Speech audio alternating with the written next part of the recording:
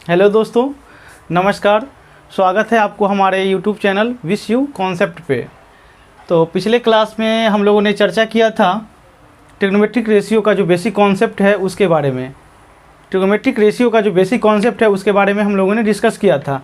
आज हम लोग डिस्कस करेंगे ट्रिग्नोमेट्रिक रेशियो का जो सम स्पेसिफिक एंगल है उसका वैल्यू क्या होता है, उन सब चीज़ों के बारे में डिस्कस करने वाले हैं। तो स्पेसिफिक एंगल मतलब स्टैंडर्ड एंगल होता है, तो सम स्टैंडर्ड एंगल है उसकी चर्चा करेंगे। तो देखिए हमने हेडलाइन बना के रखा हुआ है trigonometrical ratios of some particular angles. मतलब देखिए पार्टिकुलर एंगल्स में कौन कौन सा एंगल आता है उसको पहले समझ लेते हैं। पार्टिकुलर एंगल्स का है या फिर स्टैंडर्ड एंगल का है, उसके अंतर्गत कौन कौन सा एंगल आता है वो है 0 degree, 30 degree, 45 degree, 60 degree and 90 degree. ये हमारा स्टैंडर्ड एंगल है। तो इन्हीं का वैल्यू हम लोग पढ़ेंगे साइन के टर्म में, कॉस्ट, कोसेक, सेक, कॉट, टेन सारे टर्म में पढ़ेंगे। जैसे पूछेंगे साइन 45 वैल्यू क्या होता है, कॉस 45, टेन 60, इन सब तरह के वैल्यूज से आज हम लोग अवगत होंगे। तो सबसे पहले हम शुरुआत करते हैं 45 डिग्री से। किससे शुरुआत करते हैं? 45 डिग्री से। तो देखिए trigonometric values for angle theta is equal to 45 degree.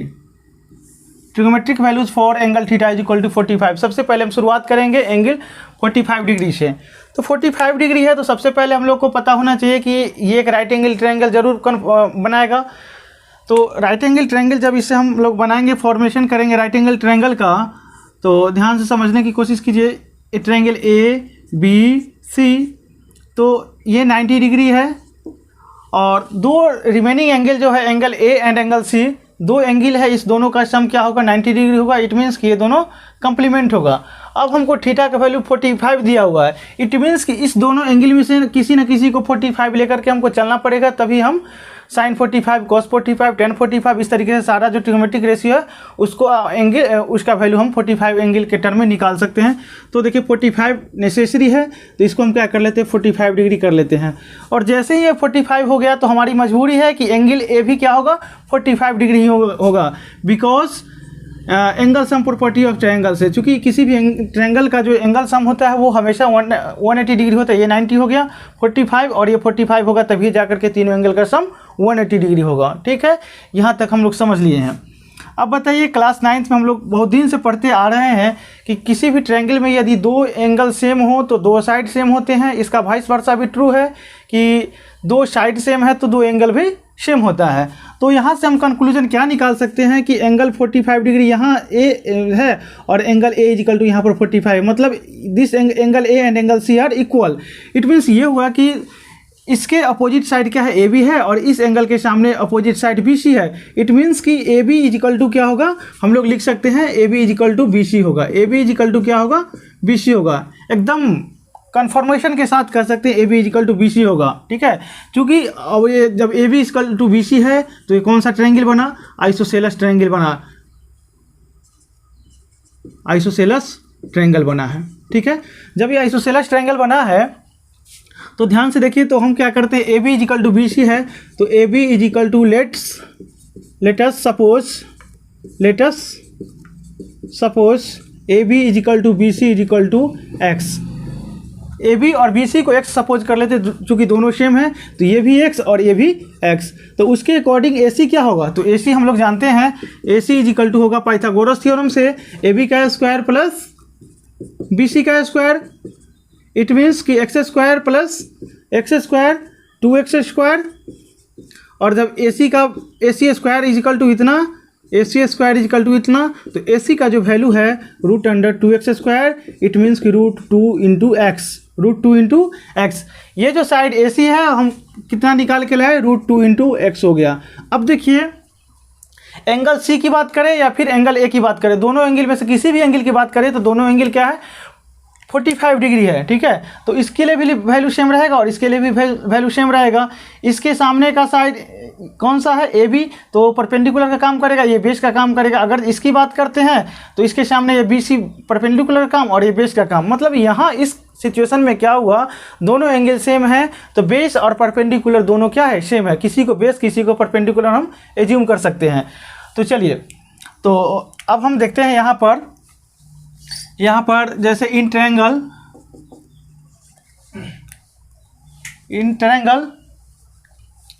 Triangle देख लीजिए, हम लोग चलते हैं ए बी सी। जब ट्रायंगल में चलते हैं तो हमको क्या चाहिए, साइन 45। क्या चाहिए, साइन 45। तो साइन 45 मतलब साइन थीटा का जो फॉर्मूला होता है p/h होता है। कितना होता है, p/h, यानी परपेंडिकुलर बाय हाइपोटेनस।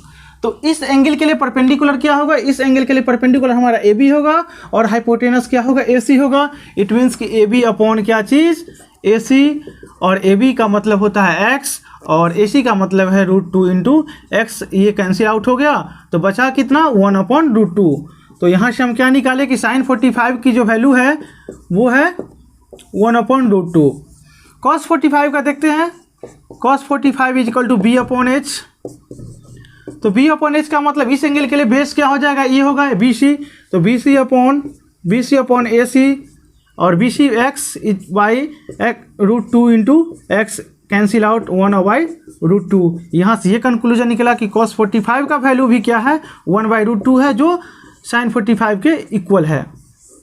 अब हम लोग चलते हैं tan 45 की बात करते हैं। किसकी बात कर, sin 45 हो गया, cos 45 हो गया। तो अब हमारे पास जो वैल्यू होगा वो tan 45 का होगा और tan 45 का वैल्यू क्या होगा, tan थीटा बराबर p/b, परपेंडिकुलर बाय बेस। तो परपेंडिकुलर बाय बेस मतलब ए बी अपॉन कितना, BC, A B upon BC मतलब x upon x, cancel out हुआ कितना, बच के 1। यहाँ से हम क्या कंक्लूजन निकाले, tan 45 की जो वैल्यू है वो कितना है, 1 है।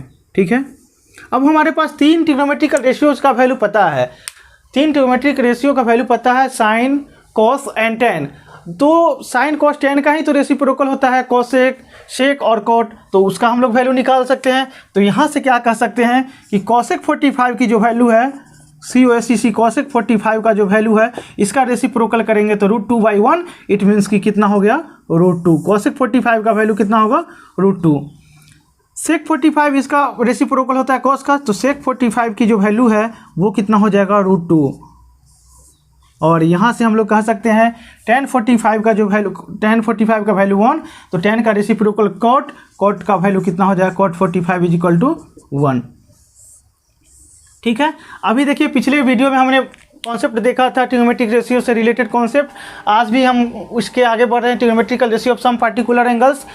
सारे कॉन्सेप्ट हो जाने के बाद हम एक साथ कंपाइल्ड फॉर्मेट में क्वेश्चंस करेंगे और वो क्वेश्चन होगा स्पेशल सीरीज क्वेश्चन। ठीक है, उसका एक अलग से प्लेलिस्ट बना हुआ रहेगा, उसको आप लोग एक साथ देख सकते हैं।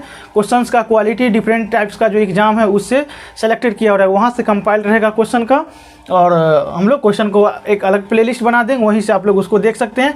पहले हमारा मकसद ये है कि कम से कम जो चैप्टर है उसका रिव्यू कर लें, जितना कॉन्सेप्ट पढ़ना है उतना कॉन्सेप्ट पढ़ लें, कोई भी कॉन्सेप्ट छूटे नहीं, और एक साथ अच्छे अच्छे क्वेश्चंस का कलेक्शन करके हम लोग एक अलग प्लेलिस्ट बना देंगे। उसमें देखेंगे कि किसी तरह का क्वेश्चन, किसी भी टाइप का क्वेश्चन छूटे नहीं। अभी बस कॉन्सेप्ट को समझने और पढ़ने की कोशिश कीजिए।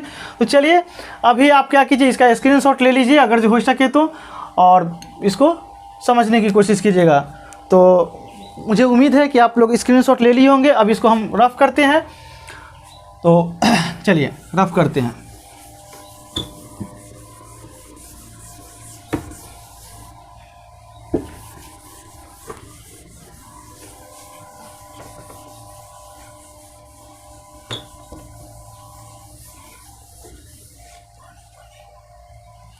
देखिए 45 डिग्री का हो गया, 45 के बाद आता है किसका वैल्यू, 30 डिग्री एंड 60 डिग्री।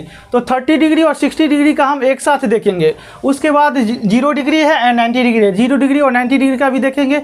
वैसे तो जनरली 0 डिग्री और 90 डिग्री का प्रूफ मतलब उसका वैल्यू क्या होता है जनरली हर बुक में नहीं मिलता है, और हर स्टूडेंट को ये जानकारी नहीं होती है कि साइन 0 कैसे होता है। 0 मतलब 0 डिग्री और 90 डिग्री का उनके पास प्रूफ नहीं होता है। तो हम क्या करेंगे, उसको भी समझने और प्रूफ करने की कोशिश करेंगे, और आप लोग देखिएगा। फिलहाल अभी हम 30 डिग्री और 60 डिग्री को कर रहे हैं। तो देखिए इसके लिए हम क्या करेंगे, 60 डिग्री का मतलब क्या है, 60 डिग्री का मतलब है कि हमको ये इंडिकेट कर रहा है कि 60 डिग्री, इट मीन्स कि वो एक इक्विलेटरल ट्रायंगल फॉर्म कर रहा होगा। यहाँ से एक हिंट्स मिला है, ठीक है। जैसे वहाँ से क्या हिंट्स मिला था 45 को देख करके कि आइसोसेलेस ट्रायंगल बनेगा, उसी तरीके से 60 डिग्री को देख करके हमारे मन में ये फिगर बन रहा है कि एक इक्विलेटरल ट्रायंगल बनाएगा। तो चलिए इक्विलेटरल ट्रायंगल हम बनाते हैं। इक्विलेटरल ट्रायंगल बनाते हैं। ये देखिए 60 डिग्री, ये 60 डिग्री, 60 डिग्री और ये भी कितना होगा 60 डिग्री होगा, ठीक है। अब क्या कीजिए, इस पर एक परपेंडिकुलर ड्रॉ कर देते हैं। इस ट्रायंगल का नाम रखते हैं ए बी सी और इसका नाम रखते हैं परपेंडिकुलर का नाम डी, ठीक है। तो ए बी सी एक इक्विलेटरल ट्रायंगल है, तो हम क्या कह सकते हैं, A B C is an equilateral triangle in which A B is equal to B C is equal to C A is equal to, suppose करते एक्स एज्यूम कर लेते हैं, इसको क्या कर लेते हैं एक्स मान लेते हैं। तो देखिए पूरा का पूरा ये एक्स है, पूरा का पूरा कितना है, ये एक्स है, और ये परपेंडिकुलर ड्रॉ किया गया है। तो बी डी का वैल्यू कितना होगा x/2, बी डी का वैल्यू कितना होगा x/2, और डी सी का वैल्यू कितना होगा, ये भी हमारे पास x/2 होगा। ये पूरा का पूरा होल x और ये भी क्या होगा x होगा, ठीक है। अब हम लोग चलते हैं in triangle A B D में, in triangle A B D. तो अगर जो हम देखिए इस ट्रायंगल ए बी डी में चलने की कोशिश करते हैं तो यहाँ इसके अकॉर्डिंग ए बी क्या हो जाएगा, हाइपोटेनस हो जाएगा, जो एक्स है पता है। बी डी क्या हो जाएगा, अगर जो इस एंगल की बात करते हैं तो ये बेस या फिर परपेंडिकुलर कुछ भी हो सकता है, वो सिचुएशन डिपेंड करता है एंगल पर। तो हमको मतलब बी डी पता है, ए बी पता है, बट ये जो ट्रायंगल का हाइट है ए डी नहीं पता है। तो ए डी हम लोग कैसे फाइंड करेंगे, ए डी फाइंड करेंगे पाइथागोरस थ्योरम से। तो A D is equal to होगा, A D is equal to Pythagoras theorem से ए बी का स्क्वायर माइनस बी डी का स्क्वायर, ठीक है। तो ए बी कितना है, ए बी हमारे पास एक्स स्क्वायर है और माइनस कितना है x/2 का होल स्क्वायर, ठीक है ना, इसका रूट। तो x square minus x square by 4, तो 4x square minus x square 3x square by 4, यानी कि हम लोग यहाँ पर क्या लिख सकते हैं, √3x/2। इट मीन्स कि ए डी का जो वैल्यू है कितना आ गया हमारे पास, ए डी का वैल्यू आ गया √3x/2। तो ये कितना हो जाएगा, √3 × x/2, √3 × x/2। यहाँ तक आप लोग समझ गए होंगे, उम्मीद करते हैं। स्क्रीनशॉट ले लीजिएगा क्योंकि हमारे पास स्पेस कम है, और आगे लिखेंगे, इसको फिर मिटाते हैं।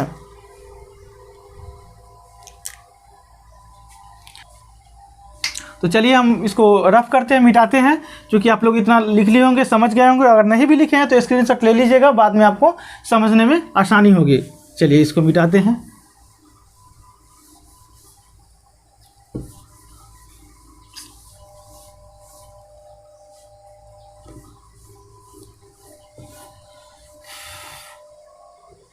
देखिए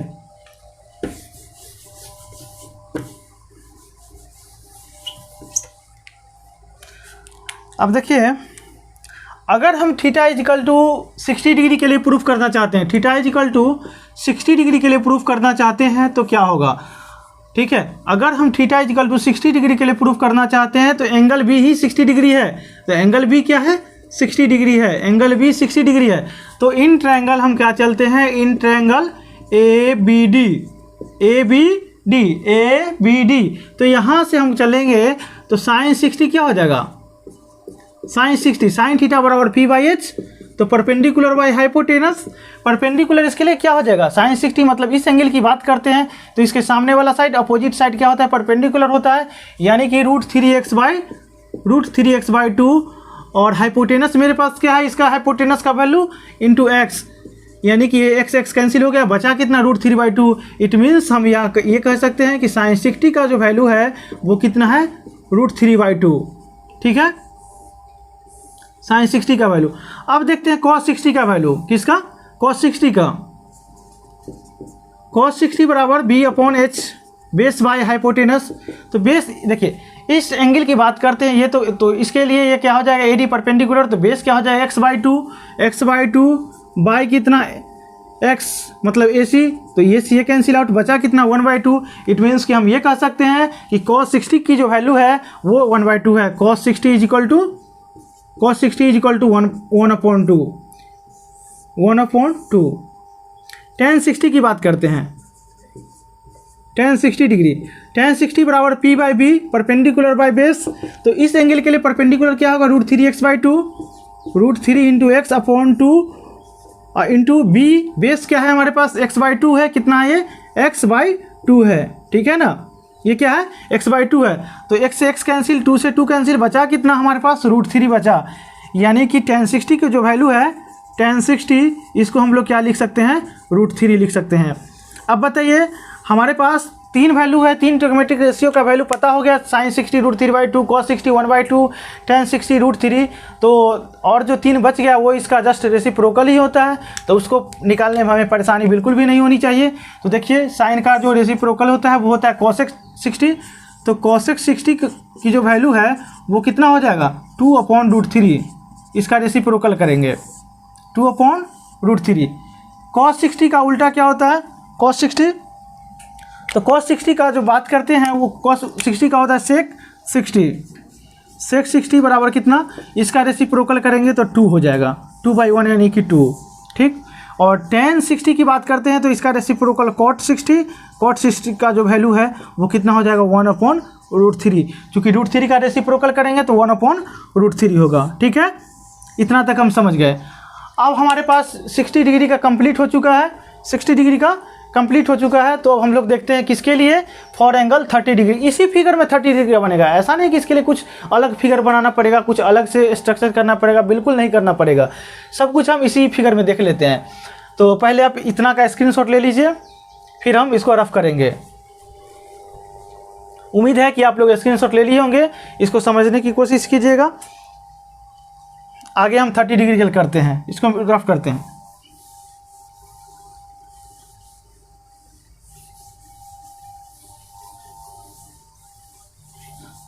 आगे हमारे पास for theta is equal to 30 degree, मतलब एंगल ए की बात करें, इस एंगल की बात करते हैं, इंटरएंगल एबीडी में इस एंगल की बात करते हैं, ठीक है। चूँकि ये 30 डिग्री है, ये 60 डिग्री है, ये 90 डिग्री है, तो ये एंगल कितना होगा, ये 30 डिग्री होगा। चूँकि तीनों एंगल का सम 180 होना चाहिए, तो 60 90 30 इस तीनों का सम कितना 180 डिग्री, तो ये 30 डिग्री होना चाहिए, ठीक है। तो अब हम लोग देखते हैं sin 30 मतलब P/H परपेंडिकुलर बाय हाइपोटेनस। तो इस एंगल के लिए हाइपोटेनस परपेंडिकुलर मेरे पास क्या है, तो जस्ट अपोजिट साइड मतलब x/2, और इसके लिए हाइपोटेनस क्या है, हाइपोटेनस x है, तो x कैंसिल हो गया, बचा कितना 1/2। यहाँ से sin 30 का जो वैल्यू है वो कितना आ गया 1/2। sin 30 का वैल्यू कितना हो गया 1/2 है। सेम इसी तरीके से हम cos की बात करते हैं, cos 30 का वैल्यू क्या होगा B/H, यानी कि बेस बाय हाइपोटेनस। तो cos 30 इस एंगल के लिए तो परपेंडिकुलर का काम करेगा, तो बेस का काम कौन करेगा, तो बेस का काम करने वाला जो है ये AD काम करेगा। तो AD का मतलब कितना हो जाएगा √3x/2 और इंटू इसका क्या कहते हैं हाइपोटेनस, ये से ये कटेगा तो √3/2, यानी cos 30 की जो वैल्यू है cos 30 वो कितना है हमारे पास √3/2। अब आगे हम देखते हैं tan 30 की बात करते हैं। तो tan 30 का जो वैल्यू है वो कितना होता है परपेंडिकुलर बाय बेस P/B। तो इस एंगल के लिए फॉर एंगल 30 डिग्री, इस एंगल के लिए परपेंडिकुलर क्या होगा x/2। अब बाई कितना हो जाएगा बेस कितना हो जाएगा √3x/2, तो √3x और ये 2 ऊपर चला जाएगा, 2 से 2 कैंसल, x से x कैंसल, यानी कि 1/√3 बचेगा। कितना बचेगा tan 30 की वैल्यू कितना है 1/√3। अब देखिए tan 30 sin 30 cos 30 tan 30 का वैल्यू हम लोग फाइंड कर चुके हैं।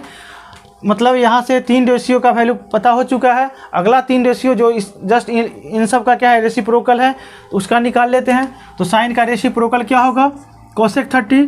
तो cosec 30 की जो वैल्यू है cosec 30 वो साइन 30 का रिवर्स होगा, रेसिप्रोकल होगा, 1/2 का रेसिप्रोकल 2, तो यहाँ से कॉसेक 30 की जो वैल्यू है वो 2 आ गया। कॉस 30 का रेसिप्रोकल कितना, कॉस का रेसिप्रोकल सेक, तो सेक 30 का वैल्यू कितना हो जाएगा, सेक 30 इज इक्वल टू 2/√3, 2/√3। अब देखिए यहाँ पर tan 30 का वैल्यू कितना है, 1/√3, तो यहाँ से हम लोग क्या कर सकते हैं, cot 30 का जो वैल्यू है कितना, cot 30 का वैल्यू कितना हो जाएगा, यहाँ से इसका रेसिप्रोकल करेंगे तो √3 हो जाएगा। ठीक है, यहाँ तक तो आप लोग हर बुक में, एनसीईआरटी में भी गिवन है, हर बुक में ये चीज़ गिवन है, 45 डिग्री का प्रूफ, 30 डिग्री का प्रूफ, 60 डिग्री का प्रूफ, हर बुक में लगभग मेंशन है, हर टीचर भी पढ़ाते हैं और हर बच्चों को ये जानकारी होता है कि कैसे प्रूफ करते हैं। तो बस हमने ज़्यादा कुछ नहीं किया है, जो बुक में मेंशन था उसको हमने बताया, आपको समझाने की कोशिश की। बट ये 0 डिग्री और 90 डिग्री हर बुक में मेंशन नहीं रहता है, तो इसको हम समझते हैं और समझाने की कोशिश करते हैं। एक बार क्या कीजिए, आप लोग इसका स्क्रीनशॉट ले लीजिए, तो आपको आगे समझने में परेशानी ना होगी। चलिए इसको रफ करते हैं। ठीक है,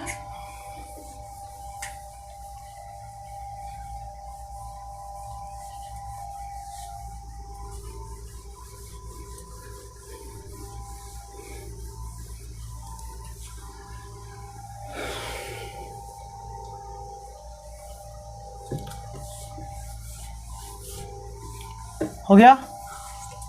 हमने क्या क्या बना लिया, क्या क्या पढ़ लिया, वो है 45 का कंप्लीट हो गया, 30 का कंप्लीट हो गया, 60 का कंप्लीट हो गया। अब बचा कितना है, 0 डिग्री और 90 डिग्री। तो सबसे पहले देखते हैं for theta is equal to 0 degree, for theta is equal to 0 degree, for theta is equal to 0 degree के लिए देखते हैं। ठीक है, तो for theta is equal to 0 degree के लिए देखते हैं, इसका कैसे प्रूफ करते हैं, इसको समझिए और देखिए। इसके लिए क्या करेंगे, हम लोग एक राइट एंगल ट्रायंगल बनाएंगे। ठीक है, राइट एंगल ट्रायंगल बनाएंगे।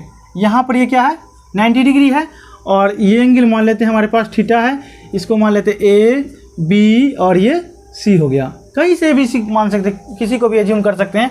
ये ट्रायंगल का नाम है A B C, right angle at C and this angle is given theta. ठीक है, अब बात बताइए हमको कि हमको किसके लिए प्रूफ करना है, for theta is equal to 0 degree के लिए। मतलब ये जो एंगल थीटा दिख रहा है इसको क्या होना है, 0 होना है। ये 0 कब होगा बताइए, ये 0 तब होगा जब AC लाइन क्या होगा, AC लाइन डिक्रीज होते होते होते मतलब घटते घटते घटते कहाँ पर आ जाए, AB पर हो जाए, यानी कि AC कोइंसाइड्स विथ AB। ये 0 कब होगा, देखिए ध्यान से, थीटा इज इक्वल टू 0 कब होगा, थीटा इज इक्वल टू 0 तब होगा when AC coincides with, when AB and AC lies on AB। ठीक है, मतलब ये हो गया। यहाँ पर हम थीटा को 0 करना चाहते हैं, तो ये 0 डिग्री कब होगा, जब इसको घटाएंगे घटते घटते घटते घटते, यानी कि ये पूरा का पूरा AC लाइन AB पर आ जाए। तो इसीलिए लिखे हैं when AC lies on AB, पूरा का पूरा AC लाइन AB पर आ जाए। जब AC लाइन AB पर आ जाएगा तो हम ये भी कह सकते हैं कि point C coincides with point B। यहाँ सब ये कह सकते हैं कि point C coincides with, coincides मतलब उससे मैच करना, उस पर ओवरलैप होना, कोइंसाइड्स विथ पॉइंट B, यानी कि C कहाँ पर आकर के बैठ जाएगा, B पर आकर के बैठ जाएगा। ठीक है, और जब पॉइंट C जो है B पर आकर के बैठ जाएगा, इट मीन्स कि ये डिस्टेंस क्या हो जाएगा, मेरा BC डिस्टेंस क्या हो जाएगा। जब ये आ जाएगा तो BC डिस्टेंस हमारा कितना हो जाएगा, 0 हो जाएगा। और BC डिस्टेंस 0 होगा और हमने क्या बोला कि AC AB पर आ जाए। AC जो है पूरा का पूरा lies on completely, AC completely lies on line AB। जब AC पूरा का पूरा AB पर लाइज करेगा, इसका मतलब क्या हुआ कि AC का जो वैल्यू है वो AB के बराबर होगा। तो यहाँ से लिख सकते हैं AC is equal to AB।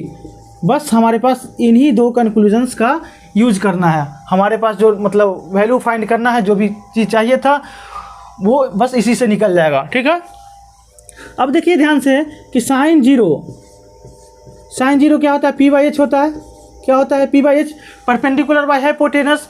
इस थीटा के लिए परपेंडिकुलर क्या हो जाएगा, BC बाय कितना, हाइपोटेनस क्या होगा, AC, हाइपोटेनस क्या होगा AC।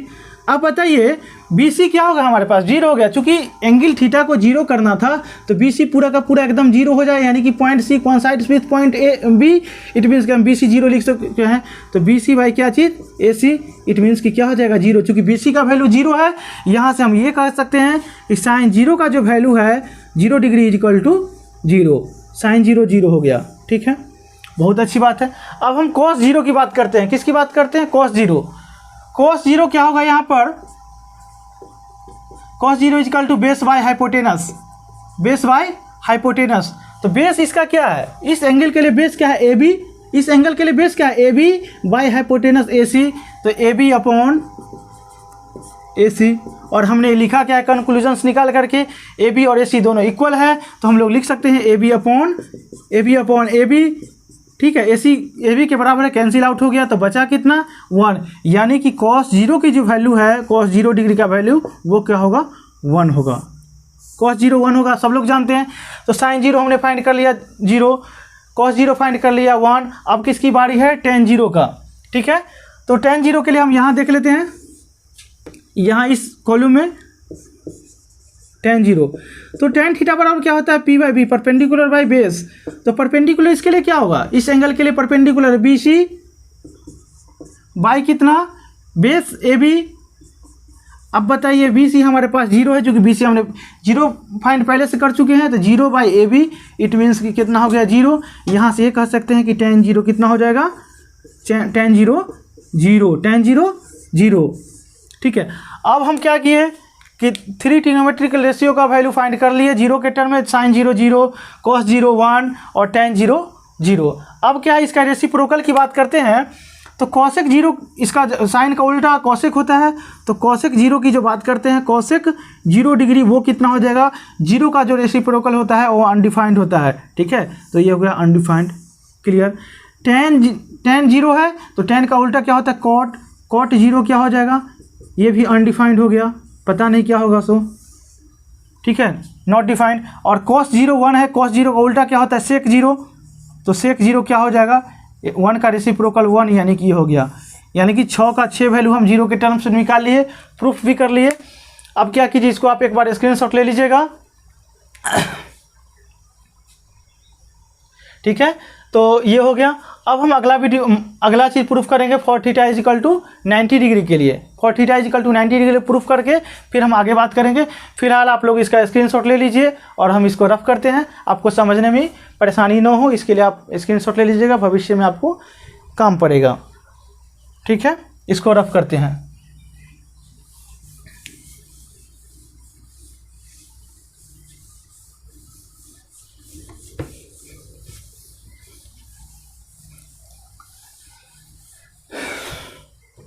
अब देखिए for theta is equal to 90 degree की बात करते हैं, फॉर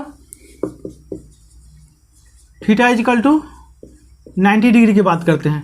तो जब theta is equal to 90 degree की बात करते हैं, जब हमको देखिए 0 के लिए बात करना था, तो 0 के लिए बात करना था तो हम एंगल को डिक्रीज करते करते ऐसे किए, तो ये 0 पर आ गया, मतलब AB पर आ गया। और जब हमको 90 डिग्री लाना है तो एंगल को क्या करना पड़ेगा, बढ़ाना पड़ेगा, इट मीन्स कि ऐसे लाना पड़ेगा, तब ये जाकर के 90 डिग्री होगा। इस केस में क्या, पहले वाला 0 वाला केस में क्या था कि एंगल को हमने डिक्रीज करते करते 0 कर दिया, और यहाँ पर क्या है, एंगल को इंक्रीज करते करते ऐसे कंडीशन पर ला करके छोड़ देंगे जहाँ पर कि वो परपेंडिकुलर 90 डिग्री हो जाए। तो इस केस में क्या क्या होने वाला है उसको देख लीजिए।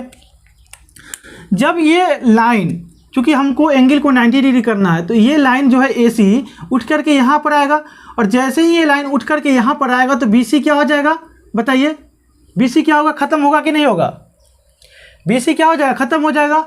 और क्या है कि मतलब ये लाइन कहाँ पर आ गया, इस पर आ गया। ठीक है, ये नहीं, BC ख़त्म नहीं होगा, मतलब ये लाइन उठ करके ये जो AC है, ये वाला AC, हमको इस एंगल को 90 डिग्री करना है, तो 90 डिग्री मतलब यहाँ ये लाइन पूरा का पूरा completely lies on the y axis. It means कि हम ये कह सकते हैं कि लाइन AC कंप्लीटली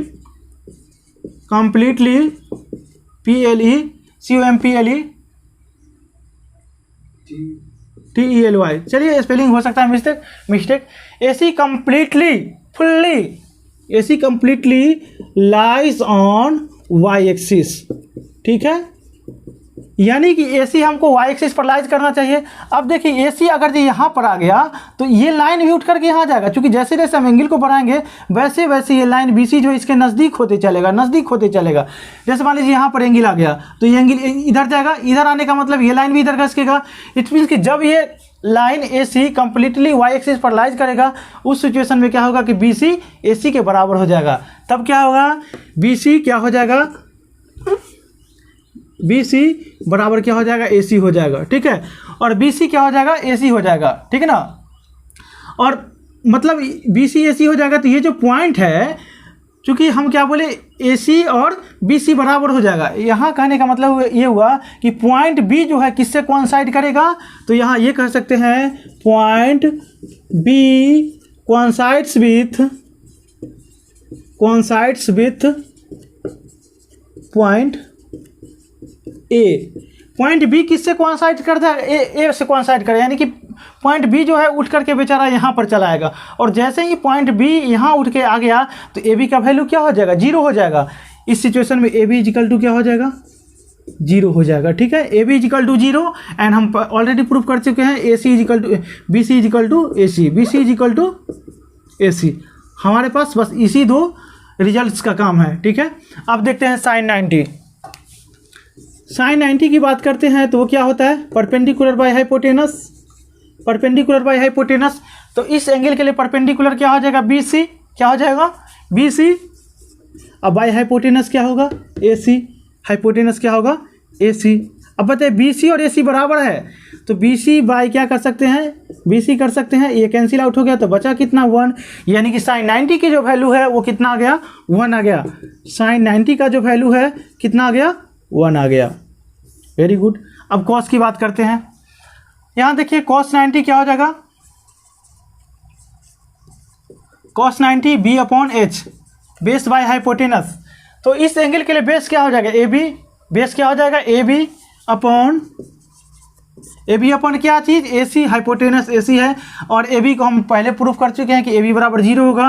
तो 0/AC इजिकल टू क्या चीज़, 0। यहाँ से cos 90 का जो वैल्यू है वो कितना आ गया हमारे पास, 0 आ गया। cos 90 कितना, 0। अब हम देख लेते हैं tan 90 का, किसका, tan 90 का।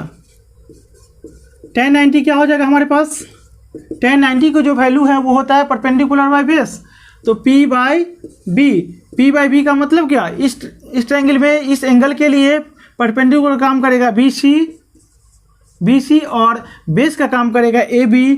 तो BC तो मान लीजिए कुछ भी हो सकता है, BC होगा, कुछ भी हो सकता है, और AB क्या होगा, AB बराबर 0 होगा।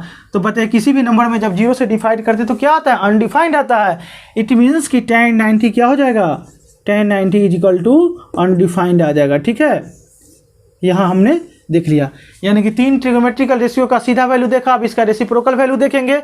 अब है साइन का उल्टा कोसेक होता है, तो कोसेक 90 डिग्री इजिकल टू कितना हो जाएगा, 1 का रेसिप्रोकल 1, तो कोसेक 90 इजिकल टू 1 हो जाएगा। ठीक है, कॉस का उल्टा सेक, तो सेक 90 इजिकल टू कितना हो जाएगा, 0 का रेसिप्रोकल अनडिफाइंड होता है तो अनडिफाइंड। ठीक है, और ये tan 90 है तो इसका cot 90 होगा, cot 90 कितना हो जाएगा, अनडिफाइंड का उल्टा क्या होता है, 0 होता है, तो ये हो गया। यानी हमारे पास सारा वैल्यू प्रूफ हो गया। ठीक है, तो ये सारा वैल्यू प्रूफ हो गया। तो यहाँ तक हो गया। आप लोग क्या कीजिएगा, इसको एक बार स्क्रीनशॉट ले लीजिए। ठीक है, इसको हम रफ़ करेंगे, लेकिन इसको रफ़ करने से पहले हम थोड़ा सा 1 मिनट बात कर लेते हैं आप लोगों से कि सबसे पहले हम जब trigonometrical ratio of some particular angle का जो वैल्यू निकाले तो 45 डिग्री, 30 डिग्री, 60 डिग्री, और अभी फ़िलहाल 0 डिग्री और 90 डिग्री के बारे में पढ़े।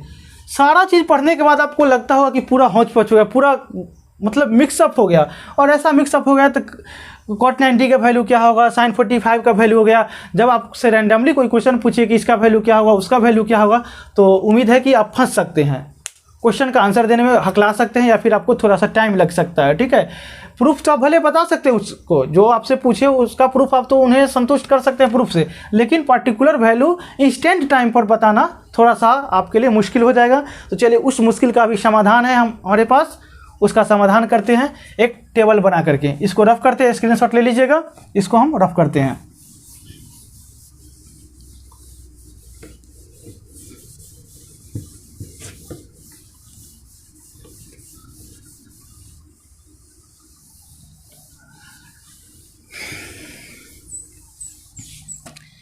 यानी एक साथ सारे वैल्यू का एक टेबल में देखते हैं।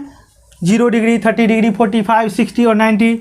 0 डिग्री है, 30 डिग्री, 45, 60 और 90।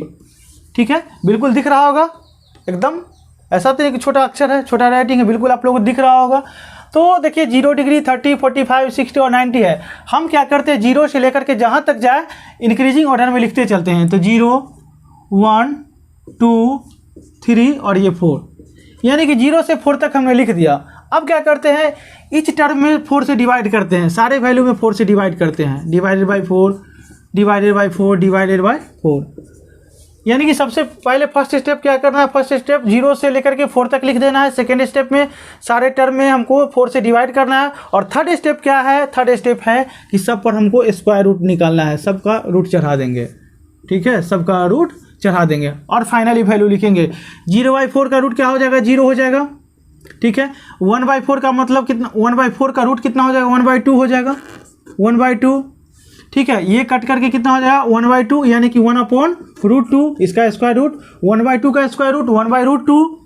ठीक है, इसका कितना हो जाएगा, √3/2 और इसका कैंसिल आउट होकर के कितना होगा, 1 होगा। ठीक है, 1 होगा। यानी ये जो वैल्यू है हमारे पास, ये साइन का वैल्यू है। किसका वैल्यू है, साइन का वैल्यू, यानी कि साइन थीटा का वैल्यू है। किसका वैल्यू है, हमारे पास ये सब साइन थीटा का वैल्यू है। ठीक है, इट मीन्स कि sine theta, sine 0, 0, sine 30 degree 1/2, sine 45 1/√2, sine 60 की बात करते हैं तो √3/2 और साइन 90 की बात करते हैं तो 1 होता है। ठीक है, अब साइन के बाद बात करते हैं किसका, कॉस का। तो कॉस थीटा के लिए क्या करते हैं, बस कुछ नहीं करना है, इसके लिए जस्ट उधर से लिखना शुरू कर दीजिए। यानी कि 0 उल्टे क्रम में लिखना शुरू करना है। 0 √3/2, 1/√2, 1/2 और 0। ठीक है, यानी कि हम लोग का जो वैल्यू होगा यहाँ पर कॉस का वैल्यू निकाल दिए। cos 0 कितना हो जाएगा, 1 होगा ना, यहाँ पर 1 होगा। उधर से लिखना शुरू किए तो cos 0 1, √3/2, 1/2, 1/2 और इसका वैल्यू क्या हो जाएगा, 0। ठीक है, यहाँ तक कोई दिक्कत नहीं होनी चाहिए आप लोग को। अब क्या है कि पहला दिन ही हम पढ़े थे कि sine theta by cos theta क्या होता है, sine theta by cos theta होता है टेन थीटा। ठीक है ना। अब बताइए साइन बाई कॉस है, अगर दोनों को हम डिवाइड कर देंगे तो टेन का वैल्यू निकल जाएगा, साइन बाई कॉस। यानी कि 0/1 कितना होता है, 0 होता है। 1/√2/√3/2 यानी कि 2 से 2 कैंसिल होगा, 1/√3 होगा। ठीक है, 1/√2 को 1/√2 से डिवाइड करेंगे, कैंसिल आउट हो जाएगा, 1 बचेगा। √3/2 को जब 1/2 से डिवाइड करेंगे तो 2 कैंसिल, तो बचेगा कितना, √3। और 1 को जब 0 से डिवाइड करते हैं तो क्या होता है, किसी भी नंबर में 0 से डिवाइड करते हैं तो वो अनडिफाइंड आता है। ठीक है, यानी हम लोग टेन थीटा का वैल्यू भी जान चुके हैं। टेन का उल्टा होता है कॉट, तो कॉट का उल्टा, कॉट थीटा का वैल्यू क्या हो जाएगा, देखिए कॉट 0, तो ये क्या हो जाएगा, 0 का उल्टा अनडिफाइंड, 1/√3 का √3, इसका 1 का 1, इसका √3 है तो 1/√3। ठीक है, और ये अनडिफाइंड है तो क्या हो जाएगा, 0 हो जाएगा। ठीक, अब है कि अगर से मान लेते हैं हमारे पास कॉसेक का वैल्यू आ जाए, 4 वैल्यू हो गया, साइन का उल्टा कॉसेक होता है, तो कॉसेक थीटा की जब हम बात करते हैं कॉसेक थीटा की, तो साइन का उल्टा होगा। साइन 0 कितना है, 0, तो ये क्या हो जाएगा, अनडिफाइंड हो जाएगा, कॉसेक 0। ये कितना 1/2, तो यहाँ 2 हो जाएगा। ये कितना है 1/√2, तो ये कितना हो जाएगा √2। ये कितना है √3/2, तो 2/√3। ये कितना है 1, तो 1 का 1 ही रहेगा।